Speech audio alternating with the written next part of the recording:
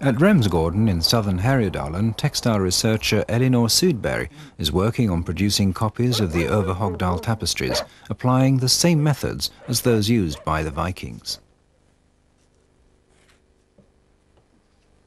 Copying the first piece of tapestry has taken 5 years to complete. And here is the original.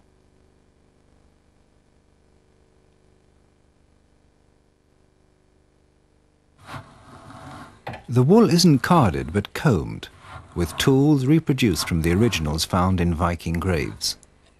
Drawing out the woolen fibres by hand allows them to be divided up into different lengths. Long fibres produce a coarser material.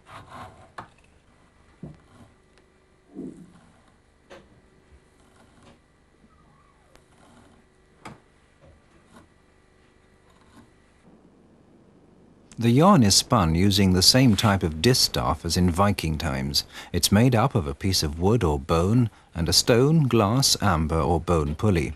Distaff pulleys like this are common finds in archaeological excavations, such as here at the Viking city of Birka in the summer of 1991. Dyeing is a complicated task. It's hard to achieve the right shades for the woolen yarn that's to make up the characters in the final tapestries. The same plants as in Viking times are used. Bearberry for yellow and bedstraw for red. The dye bath is heated on the old wood-fired stove. Blue is the trickiest colour to work with, and they still haven't managed to exactly match the colour the Vikings used. Woad is used, a plant which ferments and is shaped into balls which are placed in the dye bath. This method of weaving in tapestry disappeared in Sweden as early as in the Middle Ages. It survives in the Orient, where it's known as sumac. The warp is made up of nearly 700 fine flax threads.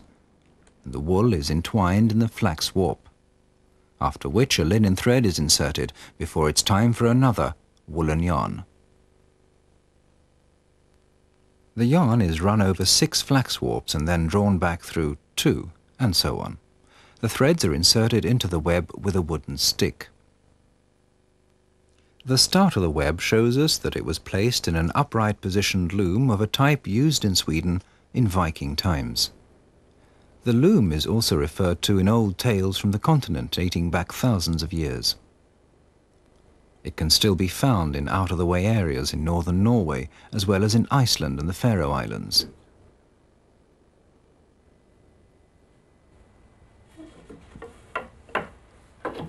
The warp is kept in place by weights, made of clay or stone, also common finds among the remains of old Viking houses.